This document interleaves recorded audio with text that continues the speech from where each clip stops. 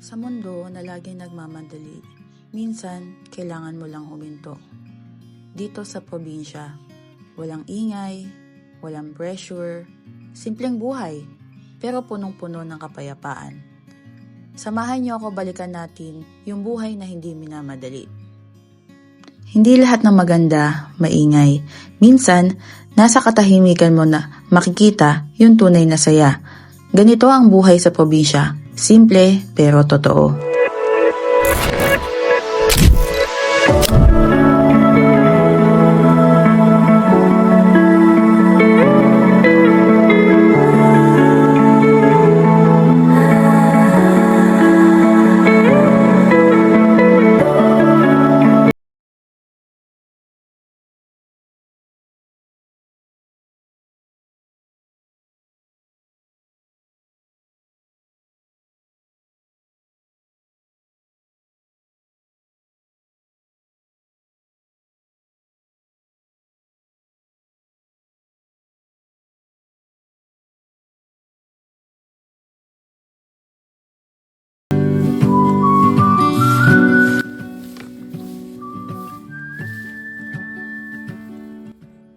Isa sa pinakamasarap na parte ng buhay probinsya ang pagluluto. Hindi man fancy, pero lutong bahay. Lutong may pagmamahal. Habang nagluluto, may kasamang kwentuhan, walang pressure, walang stress. Simple lang. Pero ramdam mo yung totoong saya. Minsan, hindi mo naman kailangan ng mamahaling pagkain.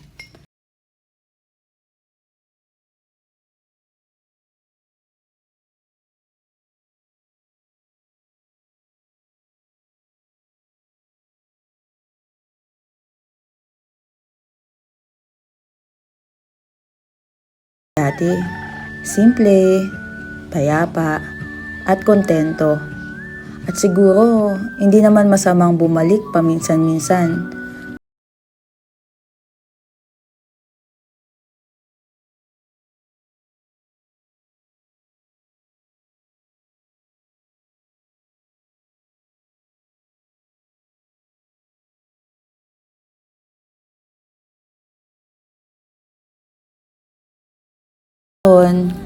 Pero totoo.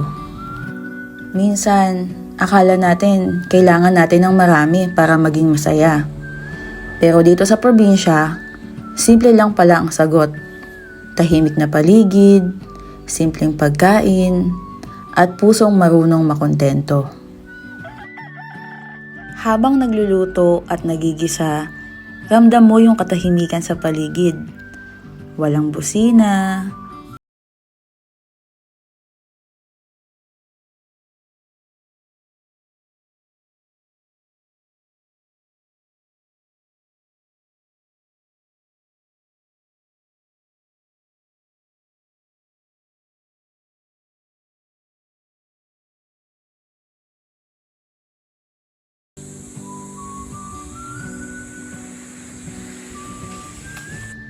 yung hangin na dumadaan sa mga puno, yung tunog ng dahon na sumasabay sa bawat galaw ng hangin.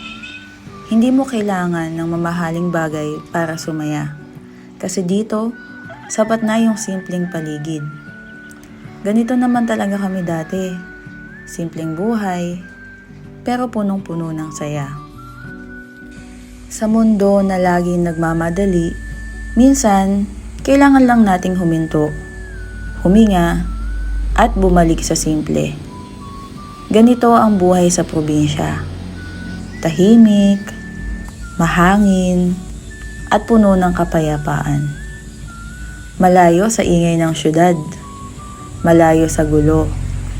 Dito, parang bumabagal ang oras, at mas nararamdaman mo ang bawat sandali.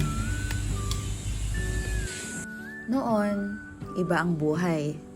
Wala masyadong internet, walang high-tech na gadgets, at wala ring masyadong distractions. Pero kahit ganun, mas masaya. Lumaki kami sa simpleng paraan.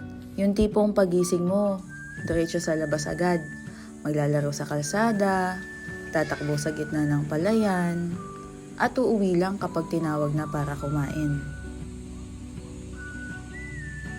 Yung hangin dati, parang mas presko. Yung paligid, mas tahimik. At yung oras, parang mas mabagal.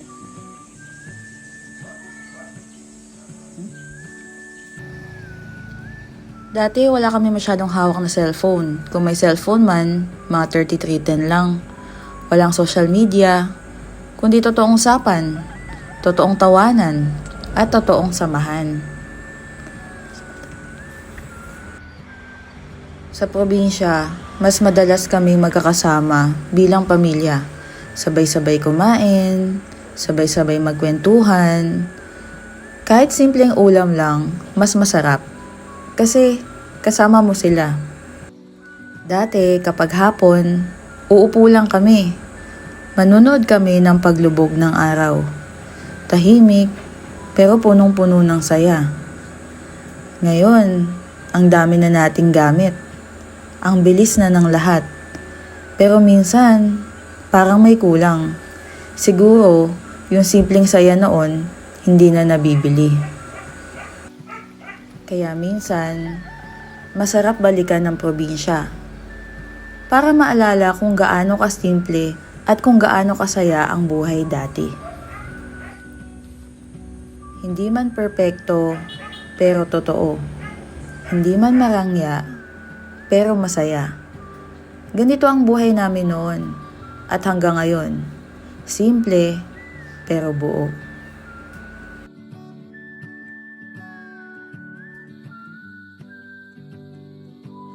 Sa panahon ngayon, lahat tumataas. Presyo ng pagkain, kuryente, pati pang araw-araw na gastusin. Parang hirap ng sumabay. Pero dito sa probinsya, may isang bagay na hindi nawawala. Ang kakayahan mong magtanim. Kahit papano, may maaani ka, may ihain ka sa hapag. Hindi man marangyang ulam, pero sigurado ka kung saan galing. Sariwa, malinis, at pinaghirapan mo mismo.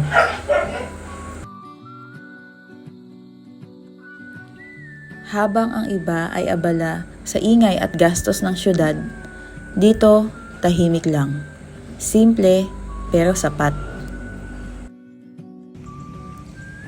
Hindi ka man mayaman sa pera, pero mayaman ka naman sa kapayapaan. Hindi man kompleto ang lahat, pero hindi ka rin nagkukulang. May pagkain sa mesa, may hangin na presko, at may mas oras sa pamilya. Sa totoo lang, isa na yon sa pinakamalaking biyaya. Kaya kahit nagtataasa ng lahat, kung marunong ka magtanim at marunong makontento, mabubuhay ka. At higit sa lahat, blessed ka pa din. Sa bawat pagising natin araw-araw, dala natin ang parehong tanong. Kakayanin pa ba? Kasi sa panahon ngayon, parang bawat galaw may kapalit na gastos. Dati, ang 1,000, marami ka nang mabibili. Ngayon, parang kulang pa. Parang 100 pesos na lang siya ngayon. Bakit nga ba pataas na pataas ang presyo? Pero ang kita ganun pa din. Pero dito sa probinsya, kahit papano, may pag-asa. May lupa kang pwedeng taniman. May araw na tutulong sa'yo at may sipag na hindi ka iiwan. Hindi madali ang buhay dito.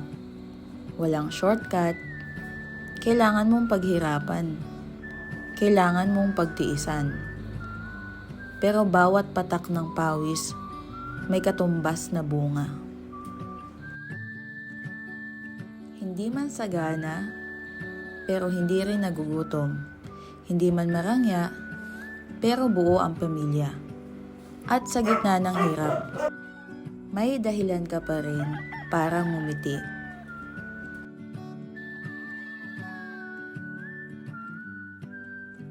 Ganito ang mga Pilipino.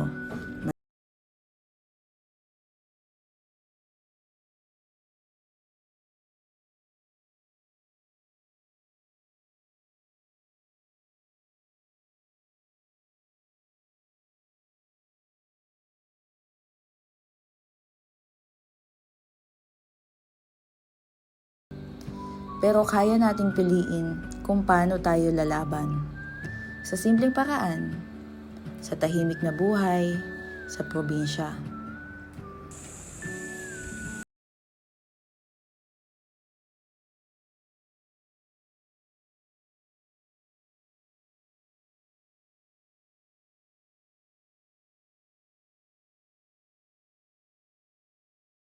Perpekto, pero may kapayapaan.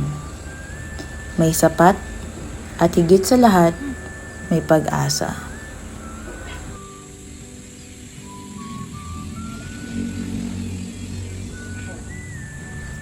Sa huli, ang tunay na yaman ng Pilipino hindi nasusukat sa pera, kundi sa tibay ng loob at pusong marunong makontento. Minsan, hindi natin kailangan ng marangyang buhay para maging masaya. Hindi kailangan laging mabilis. Hindi kailangan laging pagod. Kung may pagkakataon ka, pumili ka ng lugar na tahimik. Lugar na malayo sa gulo, malayo sa ingay, at mas malapit sa totoong sarili mo. Kasi sa dulo, hindi pala paramihan ng pera ang laban. Kung gaano ka kapayapa sa buhay mo. Kung gaano ka kasaya. Kahit simple lang ang lahat.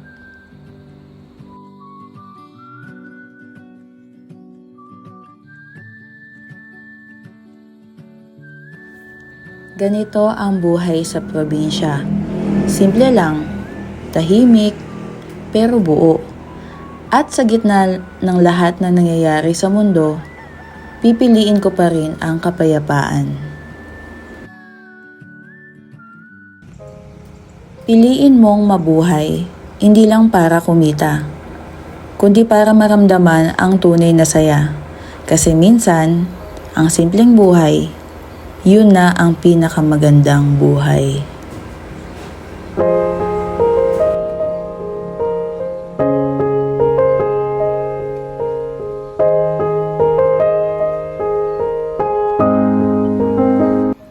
Salamat sa panonood. Kung gusto mo ng ganitong klaseng buhay probinsya, don't forget to like, comment, share, and subscribe. See you on my next vlog.